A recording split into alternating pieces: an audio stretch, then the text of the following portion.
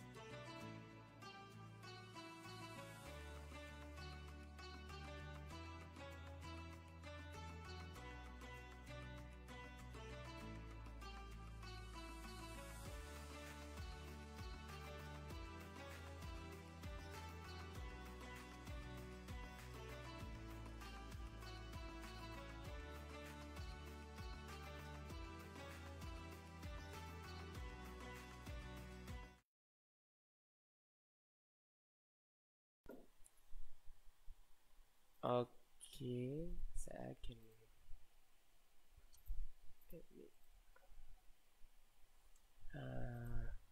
alright.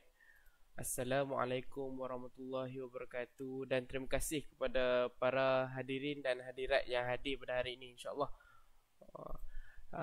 Kepada saya Hakim nak ucapkan terima kasih lah kepada yang hadir di FB Live kita, di mana community, dan juga yang hadir di kita punya Zoom. Kat Zoom ni mostly pewakaf. So siapa-siapa yang berminat, walaupun bukan pewakaf pun boleh join mana community. Just klik dekat Facebook kita.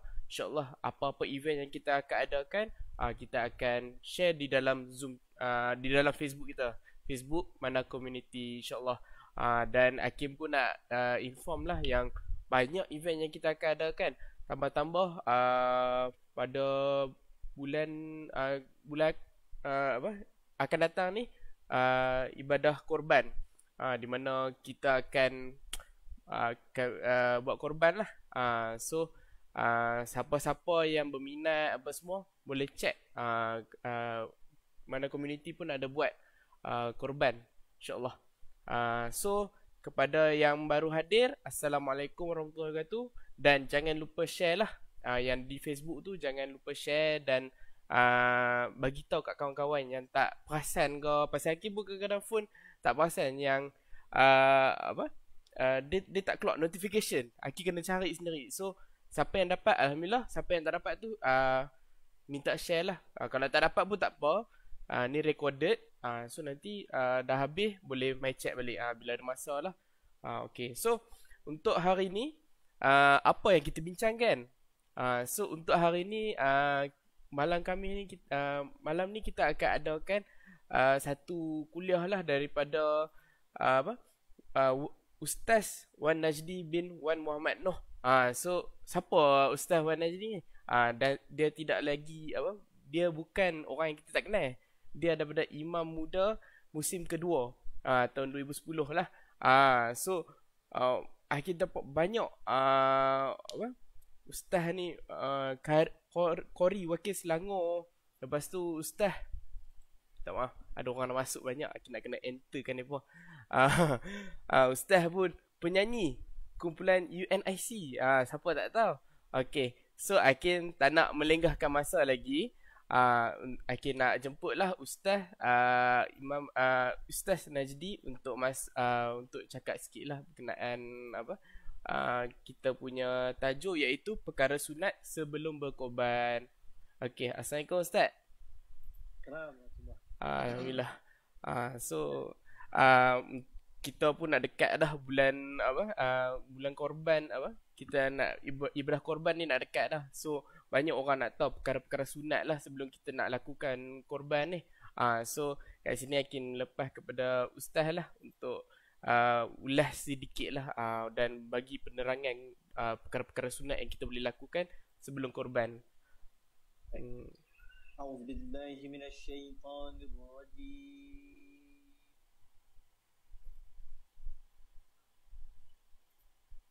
بسم الله الرحمن الرحيم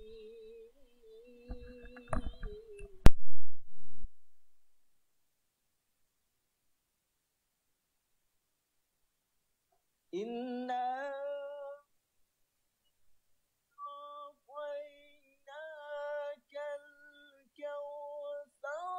فصل لربك وانحر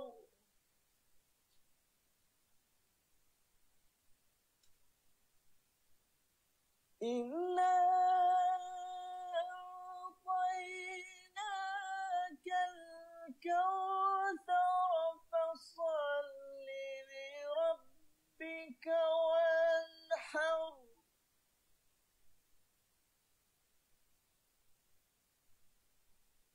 إنا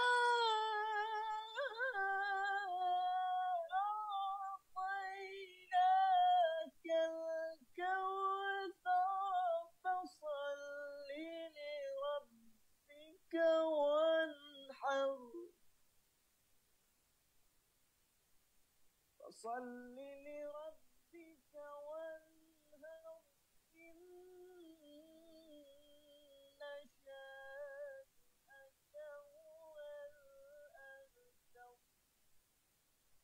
بسم الله الرحمن الرحيم إنا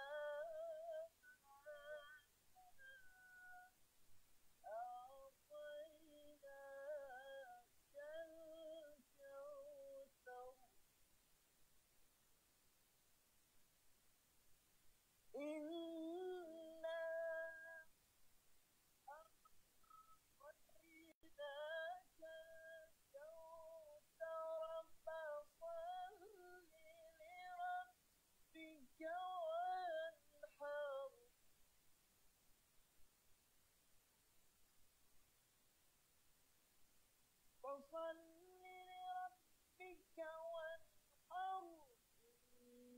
شانئك هو الأبتر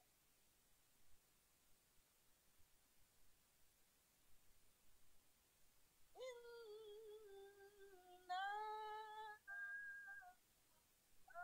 أعطيناك الكوثر فصل لربك وانهر إن شانئك هو الأبتر صدق الله العظيم. Demikian bacaan Al-Quran daripada Qari Negara Zimbabwe. Sebagai mukadimah, kita ambil sedikit keberkatan Al-Quran. Mudah-mudahan dengan bacaan Al-Quran sebentar tadi, kita mendengar pun mendapat pahala, kita menghayati pun mendapat pahala, kita berhibur dengan Al-Quran mendapat pahala, membaca Al-Quran lagi banyak pahala. Tapi nak pahala lebih sikit, kita baca sikit makna. Kerana surah ini seringkali dibaca oleh imam-imam, dan seringkali kita dengar orang mencemuh lah, kata alah imam ni baca surah atau ini aja. Sebenarnya surah Inna Athainah ni makna dia besar. Tuan-tuan, ibu-ibu, saudara Hakim selaku pengerusi kita pada hari ini, dan juga terima kasih pada Manar Holding selaku event organizer lah, ataupun yang terlibat dalam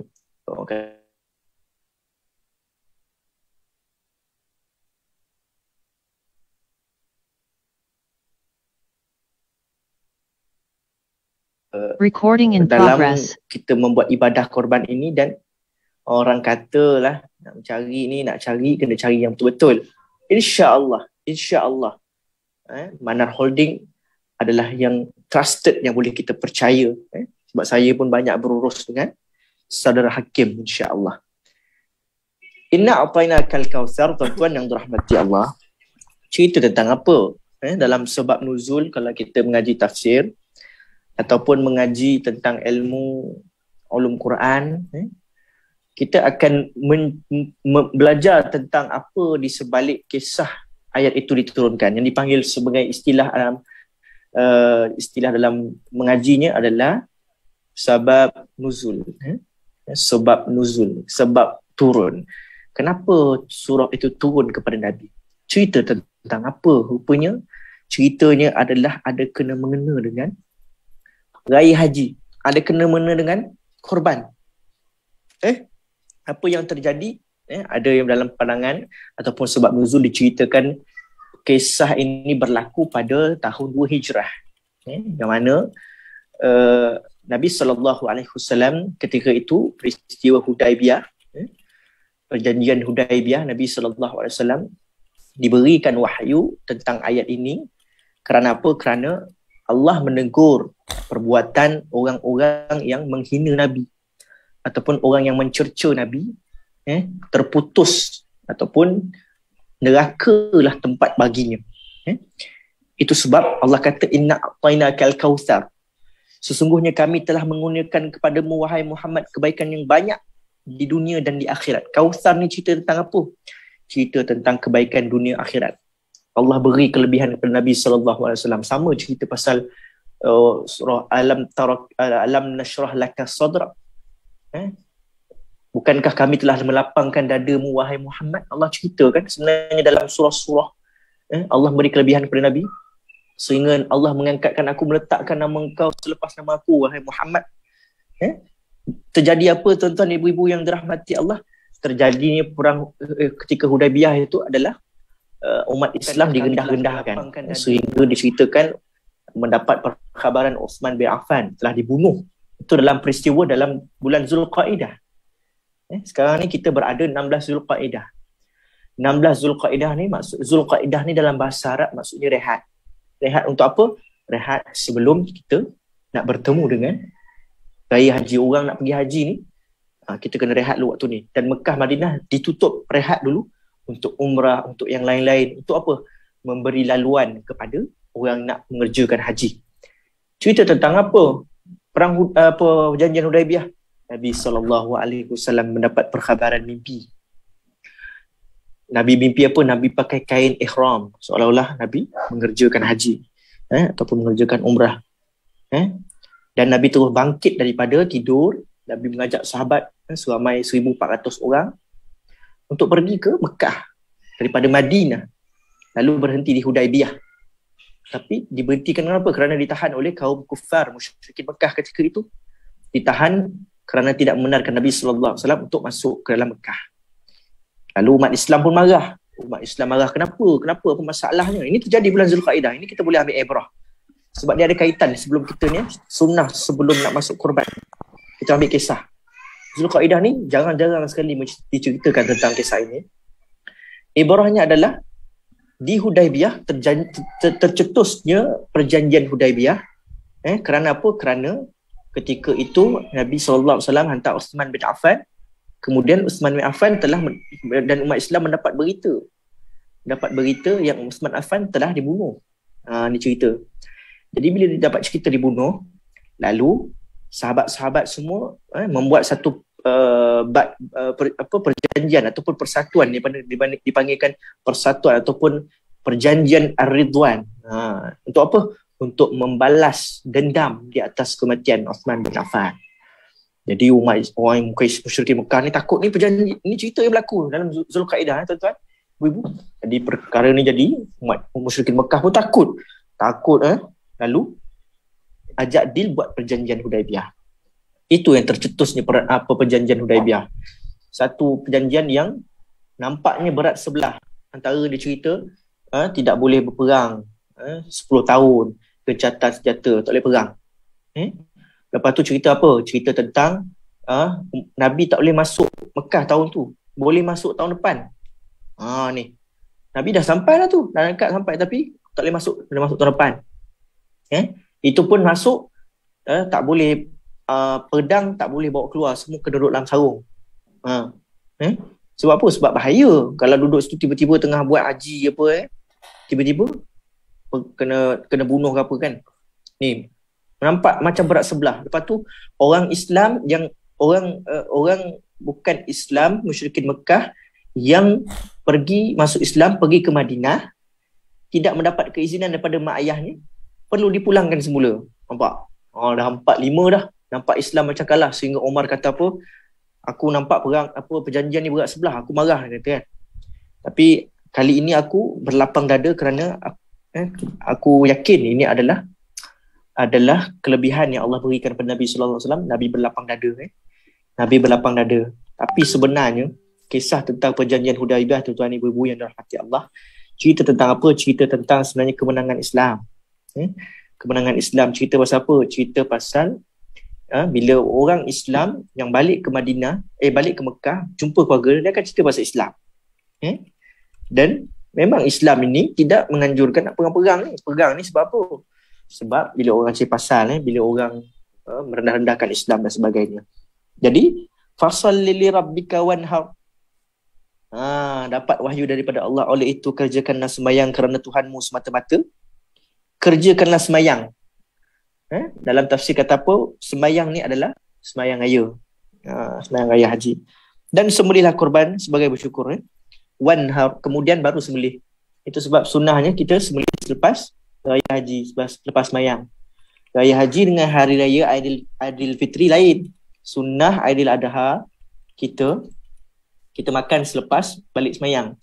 Sunnah Aidilfitri kita sunat makan sebelum sembahyang. Jadi cerita pasal apa? Memang Quran kata suruh sembahyang dulu. Wanhar, sebagai bersyukur. Ni baru cerita tentang inna a'tayna, tuan-tuan. Inna syani'aka huwal abtar. Sesungguhnya orang yang bencikan engkau, dialah yang terputus dari mendapat sebarang perkara yang diingini. Ini pun Allah mengangkat darjat Nabi SAW.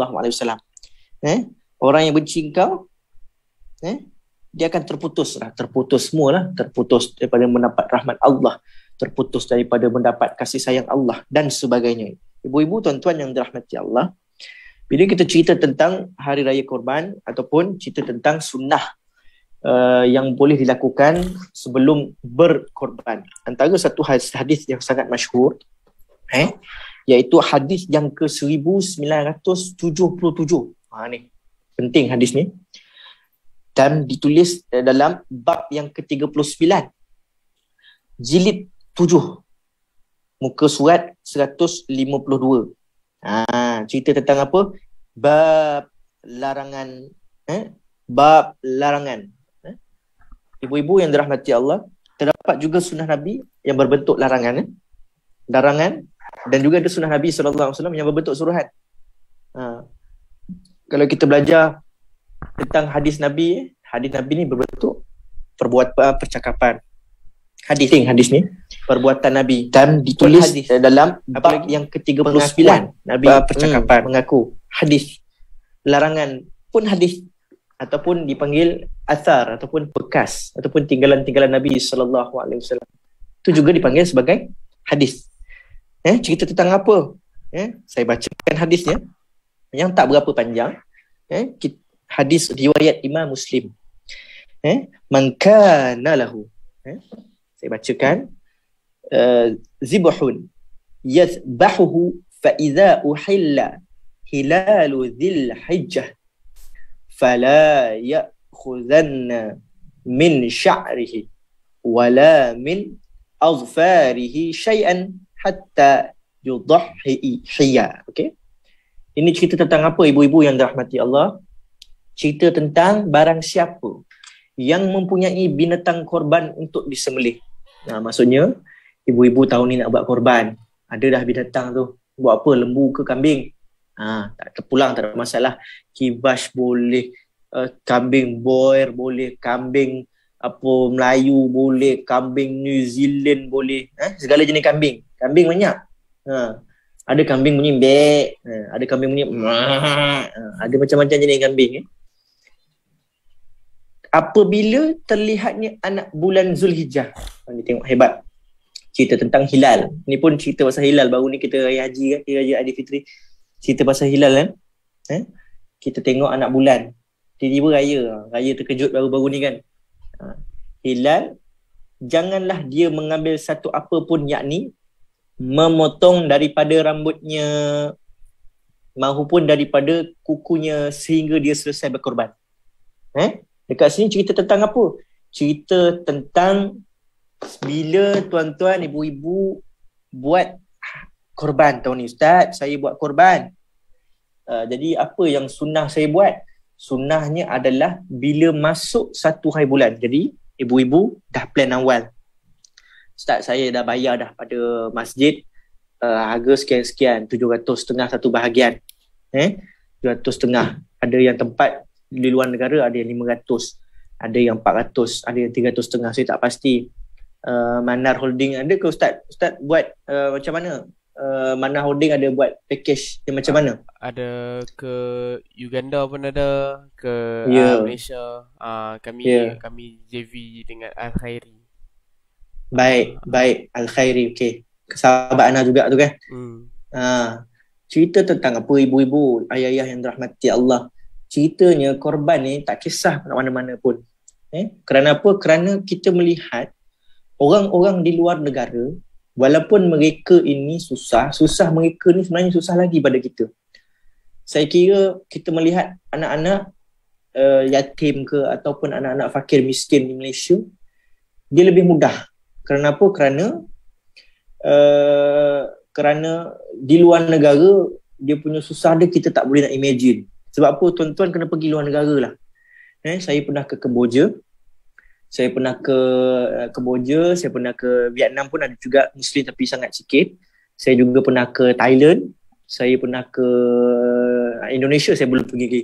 Kalau tengok di Kemboja sebagai contoh, Muslim di sana mereka sangat susah.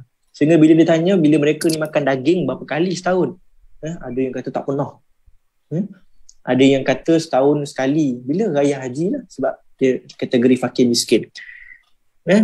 Bila ditanya, Ustaz, saya nak sedekah kat mana Ustaz? Kat Malaysia ke dekat ni? Sebab saya tengok orang Malaysia lagi susah. Bab nak sedekah siapa, kat mana, tak payah bergaduh. Ibu-ibu tuan-tuan yang dirahmati Allah. Semua tabung yang lalu depan mata kita, kita nak sedekah ni, tiba-tiba dah tabung Al-Aqsa pun kita masuk, tabung yang Terengganu orang susah pun kita masuk. Kalau nak beraduh sangat benda-benda macam ni ibu-ibu, sedekah dua-dua. Buat korban dua-dua tempat, tak ada masalah. Jadi benda ni tidak perlu diperdebatkan ataupun diisukan. Kerana apa? Kerana dia adalah benda yang basic. Kita nak ambil apa sebenarnya? Kita nak ambil ibrah, korban itu. Apa yang terjadi, Allah tunjukkan syiarnya kat mana?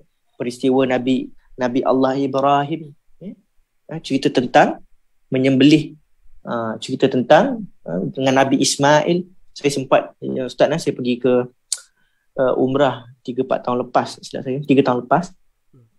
Semasa dalam perjalanan balik daripada rukun haji, saya boleh nampak dekat atas ada satu macam mimbar warna putih.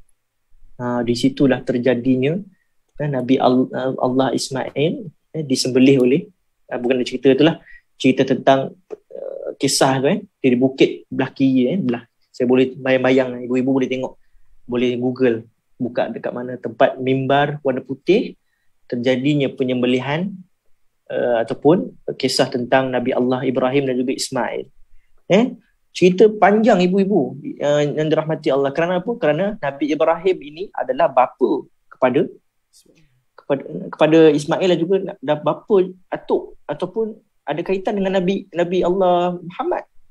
Ni kalau ibu-ibu ataupun tuan-tuan tengok nama Nabi sallallahu alaihi wasallam, kalau hafal Muhammad bin Abdullah bin Abdul Muttalib bin Hashim bin Abdul Manaf bin Qusay bin Kilab bin Murrah bin Ka'ab bin Lu'ay bin Ghalib bin Fihir bin Malik bin An-Nadha bin Kinanah bin Khuzaimah bin Mudrikah bin Ilyas bin Mudar bin Nizar bin Ma'ad bin Nizar bin Ma'ad bin Adnan. Yang sudah kita dengar, sallallahu ya Adnani, cerita tentang great Adnan. Atas sikit daripada Adnan ni sebenarnya adalah Nabi Ibrahim. Sebenarnya salah silah Nabi Muhammad sallallahu alaihi wasallam terkait dengan Nabi Allah Ibrahim. Jadi cerita tentang apa Nabi Ibrahim punya syariat dengan Nabi Muhammad sallallahu alaihi wasallam, dia adalah bersangkut paut. Jadi kita nak tengok ibu-ibu yang dirahmati Allah, cerita tentang apa sebenarnya? Cerita tentang kita nak mendapat keampunan Allah. Cerita tentang apa? Sebab apa? Apa hikmah dia, Ustaz? Kenapa tak boleh potong kuku? Kenapa tak boleh potong rambut? Kenapa apabila kita buat korban itu, ibu-ibu, tuan-tuan yang dirahmati Allah, dia punya hikmah dia apa? Disebut dalam kitab Imam An-Nawawi yang disebut syarah-syarahnya, larangan memotong kuku dan mengunting rambut bagi orang yang melaksanakan ialah supaya, ini Imam Nawawi sebut, bukan saya sebut, supaya anggota yang terdapat pada badannya itu semuanya akan dibebaskan daripada api neraka.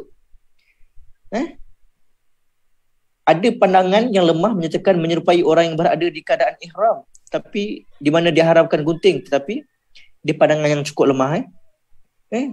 Kenapa? Bila kita buat korban, ibu-ibu yang dirahmati Allah, kita akan diampunkan oleh Allah Subhanahu Wa Taala dosa-dosa kita daripada hujung rambut sampai ke hujung kaki kita. Kenapa tak nak potong kuku? Sebab kuku kita selalu yang paling hujung lah. Kuku kaki kan daripada hujung kepala rambut. Kepala pasan. Dari segi psikologi ni Nabi cerita rambut paling hujung, yang paling bawah sekali apa? Kuku kaki. Ini psikologinya nak cerita. Maksudnya jangan ada satu pun yang tertinggal. Kalau ibu-ibu potong kuku ni seolah-olah kuku yang tercabut sebelum terjadinya korban itu, kuku itu tidak diampunkan. Tengok bagaimana para ulama ataupun maksud hadis yang nak diceritakan itu. Bila cerita-cerita tentang keampunan Allah Subhanahu Wa Taala, Allah kata apa sebenarnya? Kita hari-hari diampunkan oleh Allah. Ustaz tahu tak kita diampunkan oleh Allah tanpa kita sedar? Bila kita sakit kan, Allah ampunkan kita. Kita sakit hati pun Allah ampun. Sehingga saya pernah terdengar daripada Hamka kata apa?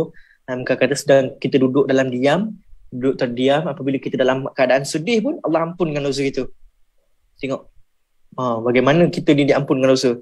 Dan juga dalam hadis Nabi kata antara Jumaat dengan Jumaat diampunkan dosa. Allahu Akbar.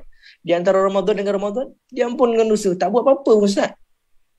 Cumanya ulama kata apa yang diampunkannya itu dosa-dosa kecil. Dosa-dosa kecil. Jadi macam mana kita nak buat apa? Kita kena bersedekah. Nabi kata apa lagi sedekah? Mafhum hadis. Orang yang bersedekah, dia punya dosa dia tu akan diampunkan seumpama air ni dicurahkan dalam api. Terpadam dosa-dosa kita. Seumpama air itu kita simbah pada api ataupun pada api neraka tu lah. Konsepnya tu seolah-olah api neraka itu kita dipadamkan. Sedekah. Maksudnya Ustaz, saya sedekah untuk apa Ustaz? Untuk ampun dosa. Saya buat korban untuk apa Ustaz? Untuk ampun dosa. Bukan kita nampaknya korban ni harta je. Kita nampak kita kehilangan harta. Kan? Selalu kita nampak gitu. Harta ni seolah-olah macam kita punya pula. Saya pagi tadi saya bawa keluar duit. Ini kisah pagi tadi Ustaz. Saya bawa keluar duit, saya tengok lah ada seorang India duduk tepi. Saya tahu dah duduk tepi ni kan dia bukan nak pergi cucuk ATM ni. Dia kata dia mungkin nak minta duit dengan saya. Saya pun pergilah. Pada on the way tu dia pun macam, bang saya mau duit sikit lah bang sini ni. Bila saya pergi saya cakap dengan dia, masa tu saya tak ada duit kecil ni. Mujur lah masa cakap saya nak cepat tu, saya sempat set pelik ada juga sikit duit. Saya balik 10 ada RM10. Dekat situ ibu-ibu yang dirahmati Allah, boleh ambil ini tips lah ataupun yang selalu sahabat saya buat kalau kita ada sakit ataupun nak murah rezeki ke apa. Saya selalu bila saya bagi orang, yalah dia mungkin orang India kan, yang sebelum-sebelum ni saya selalu buat, saya bila bagi sama ada saya niat supaya dosa saya diampunkan. Maksudnya ibu doa lah, dosa saya diampunkan.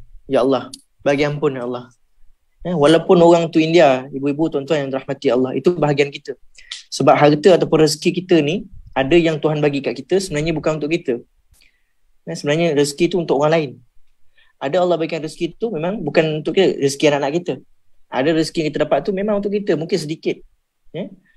Ada yang dapatkan kita tapi kita hold dulu, sebenarnya bukan kita punya. Ataupun kita tak gunakan waktu tu. Itu belum tentu rezeki kita. Contoh duit yang ada kat bank kita kan. Contoh ada RM10,000. Adakah confirm kita punya?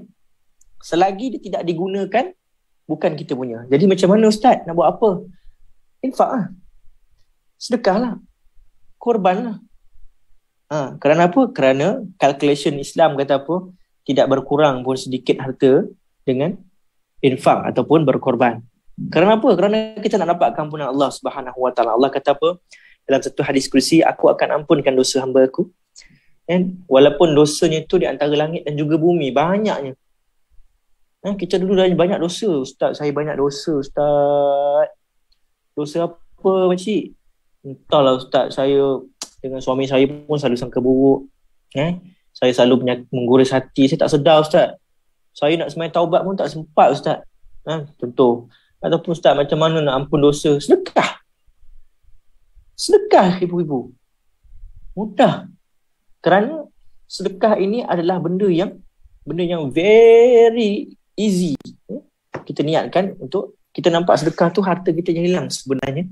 Seolah-olah kita tengah mencampakkan air ke dalam api ataupun tengah memadamkan dosa-dosa kita. Jadi itu adalah kelebihan-kelebihan yang sunnah untuk kita buat sebelum korban itu. Dan apa yang nak buat ataupun Ustaz, saya nak buat korban, Nabi buat tak?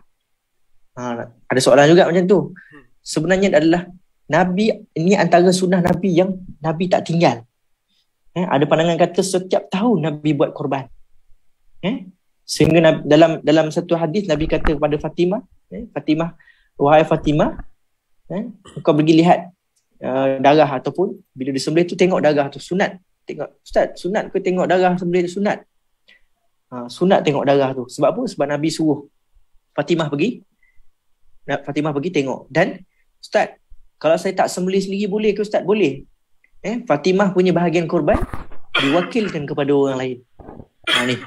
Maksudnya kalau sunat, Ustaz, saya saya takutlah tengok darah. Kenapa? Dia sunat apa ibu-ibu yang dirahmati Allah? Sebenarnya nak cerita, bila kita nak tengok haiwan tu, tak perlu tengok masa sembelih pun tak apa.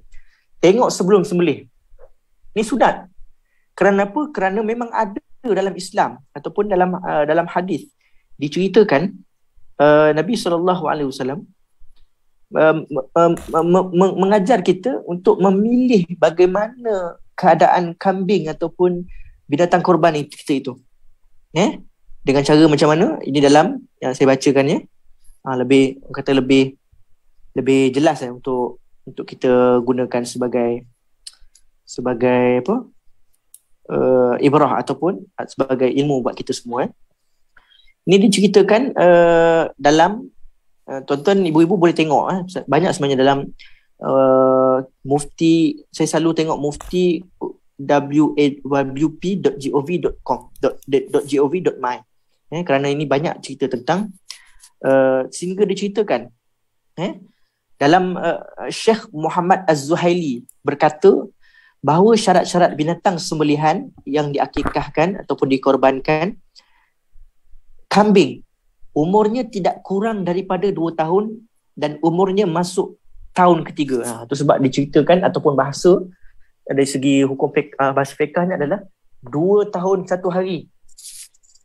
Kalau 2 tahun dia belum lagi dia maksudnya kalau 2 tahun dia masih kurang 2 tahun lah. Dia kena 2 tahun 1 hari, tengok Islam punya bahasa.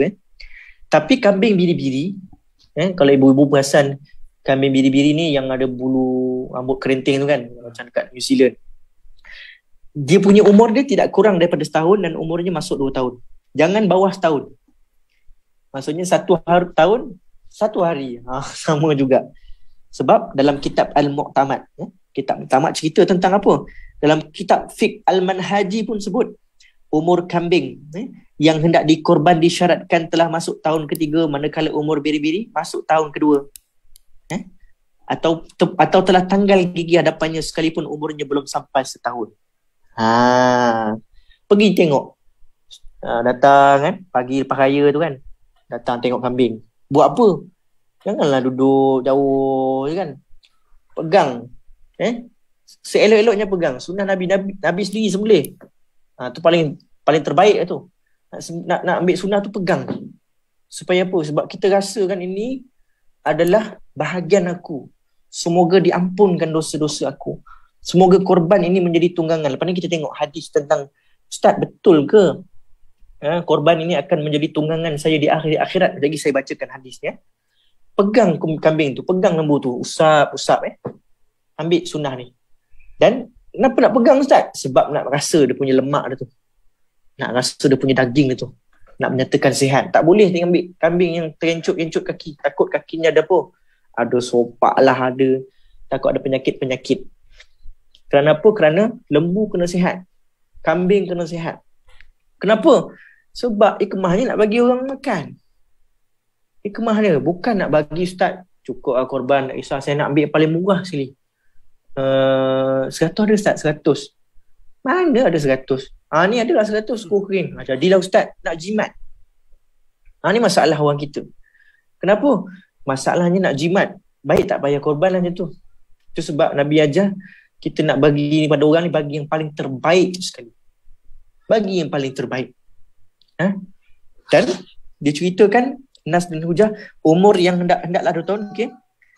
Dan ditulis juga dalam Syarah Al-Muqaddimah Al-Hadramiyah, biri-biri mestilah genap setahun atau sedang masuk tahun kedua. Semua cerita tentang yang sama. Biri-biri ni banyak daripada Australia ataupun New Zealand. Saya buat akikah anak saya bulan lepas. New Zealand ataupun Australia, biri-biri ni sedap buat bakar. Sebab dia ada lemak tu kan, dia manis kan. Sedap cerita pasal kambing. Kalau daging yang Melayu tu, dia sedap juga. Dia ada pejal-pejal, tapi kalau nak buat lauk-lauk kampung memang terbaik. Jadi cerita tentang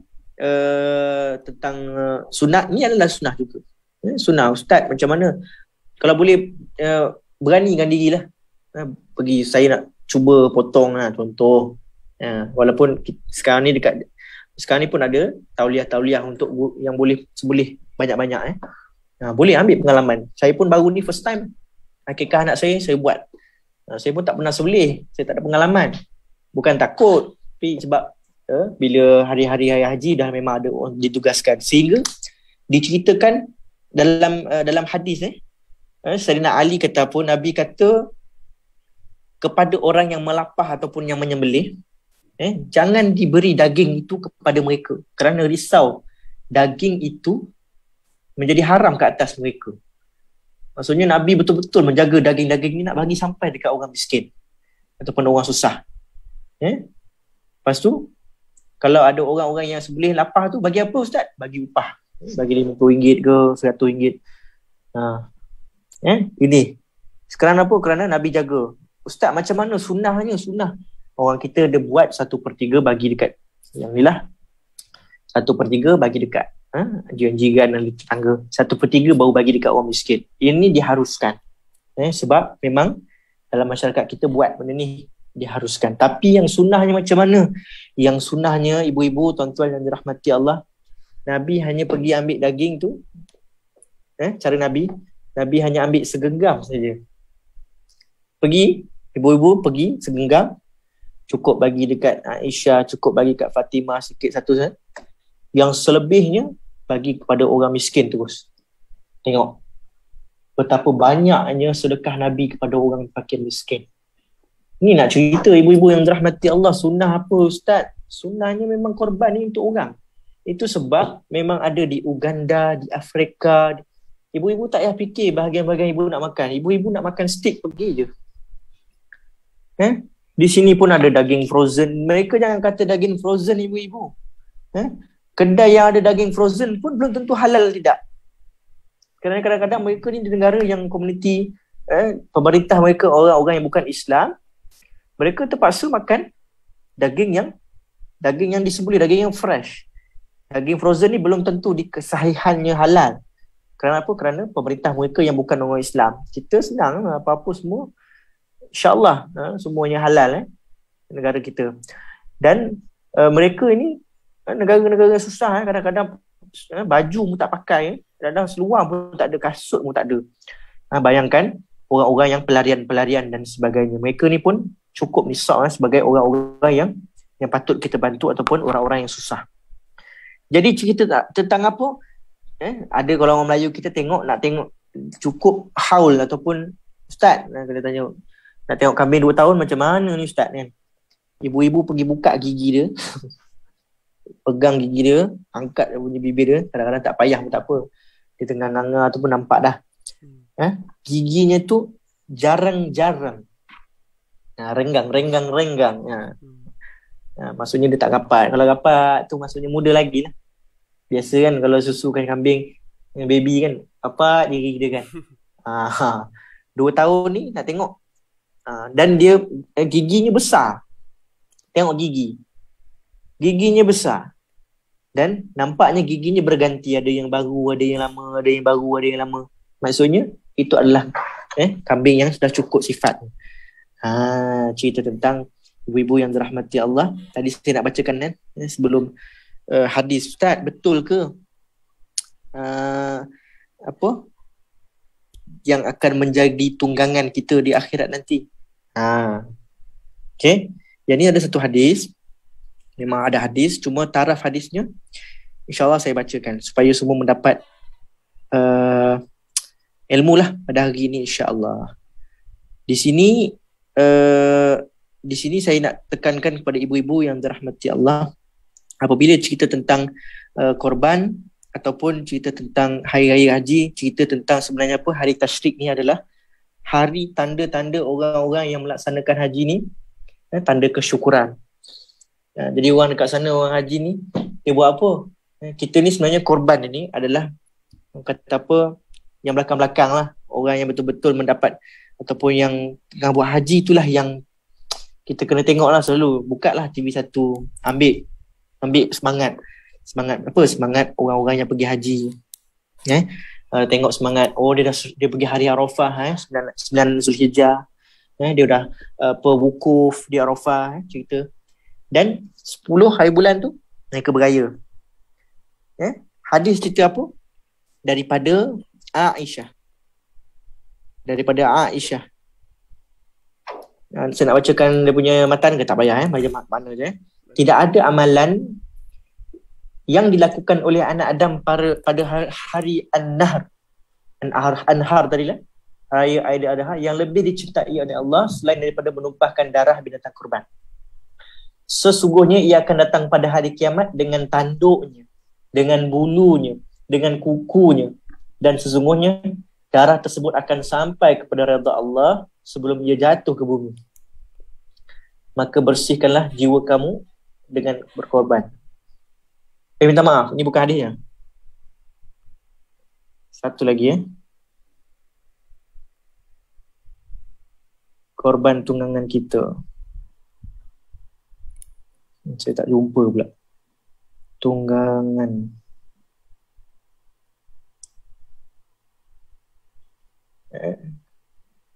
Hadis tunggangan.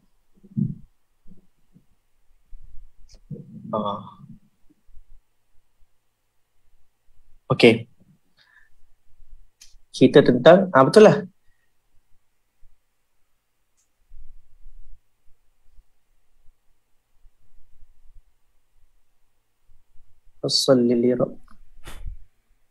Tadi saya jumpa sebenarnya. Minta maaf saya tak jumpa. Dia punya hadis dia punya taraf hadis ni adalah Hasan. Hasan. Jadi dia boleh digunakan ataupun kita boleh terima hadis itu sebagai untuk ambil ibrah. Adakah di akhirat nanti akan menjadi tunggangan kita? InsyaAllah. Jadi ibu-ibu, tuan-tuan yang dirahmati Allah, korban ni kita kena ambil kelebihan-kelebihan yang ada. Moga-moga saya dapat panggilan tadi. Saya kata, Ustaz, saya nak buat akikah. Dia kata, saya tanya tak nak buat korban ke? Lepas tu dia tanya balik, apa beza akikah dengan korban, Ustaz? Pula dah nak terangkan. Tapi dia bersangkut paut. Akikah ni adalah ibadah yang sama juga. Kita nak ambil kambing ataupun lembu pun boleh. Akikah ni dilakukan oleh mak ayah kesyukuran sebagai anaknya yang lahir. Kalau sunnahnya Nabi buat untuk Hasan dan juga Husin, cucu, 2 ekor untuk anak lelaki. Tapi korban ni lain. Akikah ni boleh buat anytime. Korban ni setahun sekali je. Bila hari tasyrik tu, kelebihan yang ada. Jadi dia waktunya tu sangat pendek, 4 hari tak lama. Jadi ambillah kesempatan, ambillah kelebihan-kelebihan yang ada. Mudah-mudahan kita diampunkan oleh Allah. Dan kita seumpamanya kita setiap bulu-bulu yang jatuh, setiap darah yang tumpah itu akan menjadi bukti, akan menjadi segala amal kita, akan menjadi bukti menghapuskan dosa kita dan juga timbangan kita. Mudah-mudahan insya-Allah. Silakan Ustaz. So alhamdulillah, terima kasih Ustaz Najdi. Banyak yang kita dapat dah. So macam tadi Hakim pun baru dapat tahu yang perbezaan sunnah Aidilfitri dengan Aidiladha. Di mana Aidiladha kita makan selepas solat, Ustaz. Dan Aidilfitri makan sebelum solat. So banyak jugalah perkara-perkara sunnah yang kita kena jaga. Macam apa? Tadi jangan pegang sekuku pun sebelum haiwan korban tu telah dikorban. Jangan potong. Betul. Lepas tu dah pi korban tu pegang, make sure haiwan korban kita sihat. Pasal kok mana pun macam kita pi kat Uganda, hantar pi Uganda, kita memang kena kita dah make sure bahagian tu NGO yang buat tu depa make sure kan lah. Betul. Orang yang lebih tahu. Betul. Macam kat sini kita boleh check. Kita check lah. Kita check sebelum dikorbankan ke. So terima kasih Ustaz, banyak yang kita dapat malam ni. Jangan risau siapa yang tak dapat tu, kita akan buat dalam bite size lah. Nanti kita boleh share sikit-sikit video buat penerangan sebelum Hari Raya Korban ni. So kita buat persediaan yang banyak lah sebelum kita nak buat amalan yang yang amat Allah suka ni. Pasal siapa yang mampu tu memang boleh buat lah. Siapa yang tak mampu tu depa yang akan dapat. So Betul, kita tolong betul. orang yang tak mampu tu. Betul. Okay, Ustaz, tadi Ya. saya bacakan hadis yang tunggangan tadi kan? Ya. Betul lah, itulah hadisnya. Cumanya dari segi makna hadisnya, ibadah yang paling afdal dilaksanakan hari Adha adalah menumpahkan darah korban. Ini kerana dapat datang pada hari akhirat seperti mana di dunia tanpa terdapat kekurangan padanya. Kita nampak yang kat dunia tu yang dah sebelih tu, tak, dekat akhirat nanti dia akan hidup balik. Dia akan jadi macam yang asal tu. Ganjaran pahala dan menjadi tunggangan orang yang berkorban itu ketika melintasi titian sirat. Di dalam Tuhfah Al-Ahwazi. Status hadis ni adalah hasan. Sebagaimana dinyatakan ketika mensyarahkan hadis ini. Kita boleh ambil sebagai amalan kita, insya-Allah. So alhamdulillah lah. Tu pun dah tambah lagi. Memang Hakim pun duk terfikir tadi kalau kita korban ni, nanti pada mahsyar macam mana. Tengok Ustaz tambah kata hadis tu. Hadis kata nanti dekat titian sirat tu. So terima kasih Ustaz untuk penerangan yang amat bermakna. InsyaAllah malam ni siapa yang tak dapat tu jangan risau, boleh tengok je live ni, kita akan share nanti dekat Facebook Mana Community. So sebelum Hakim nak tutup majlis pun ni nak masuk nak masuk waktu dah kan. Dah masuk dah. Dah masuk waktu.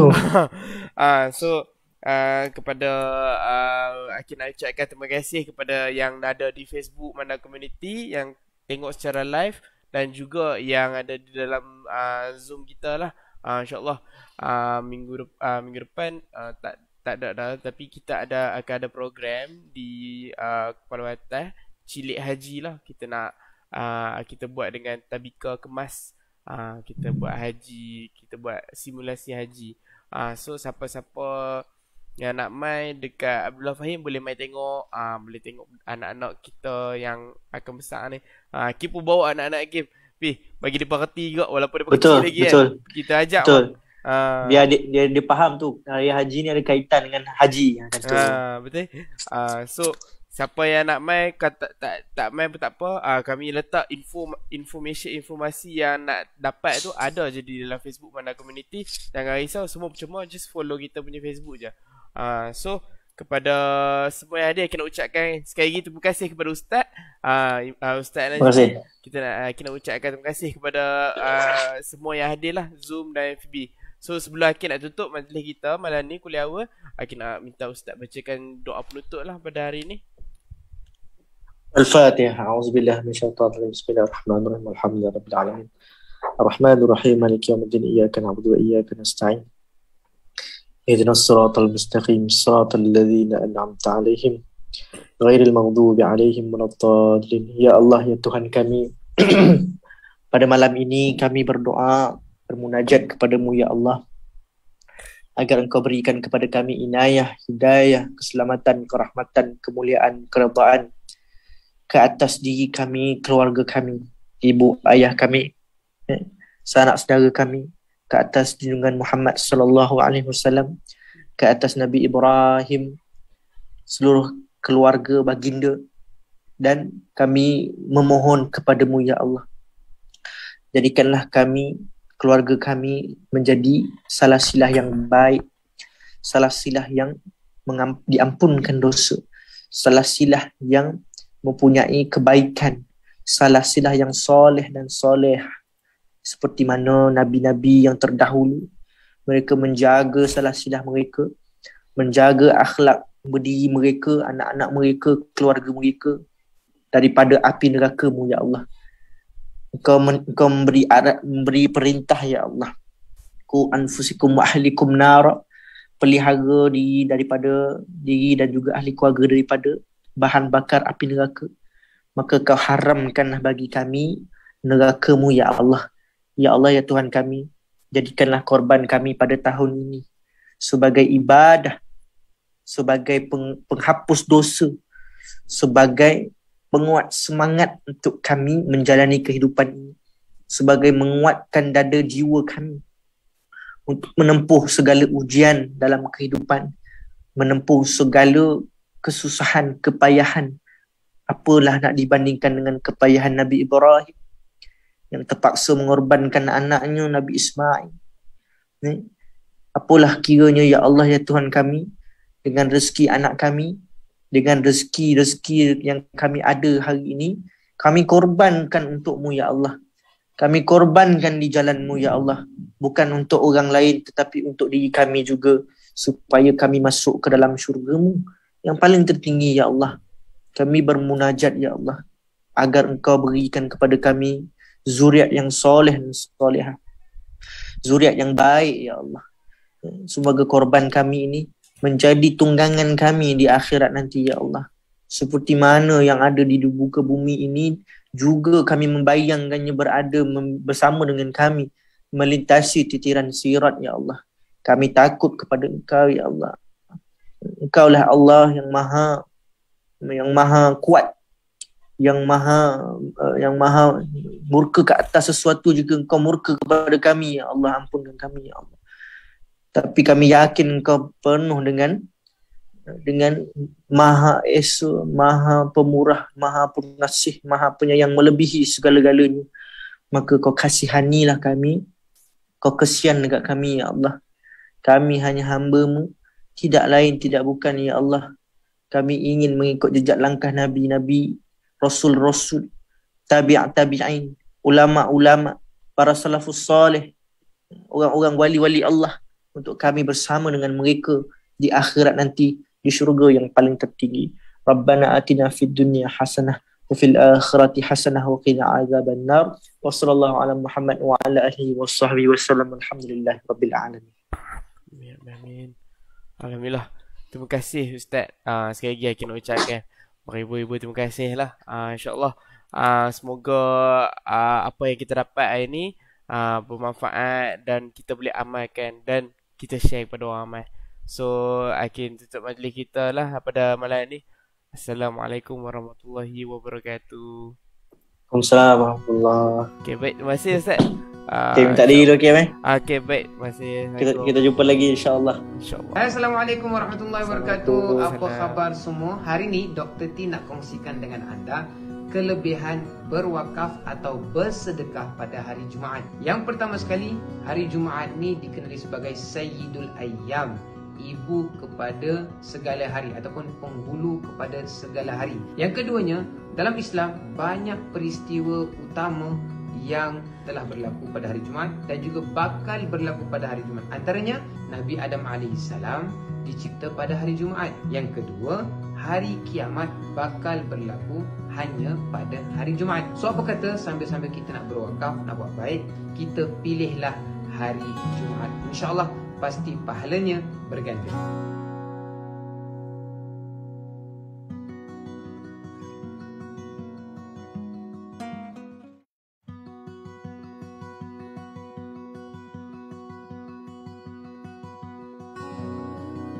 Assalamualaikum warahmatullahi wabarakatuh. Apa khabar semua? Hari ni Dr. T nak kongsikan dengan anda kelebihan berwakaf atau bersedekah pada hari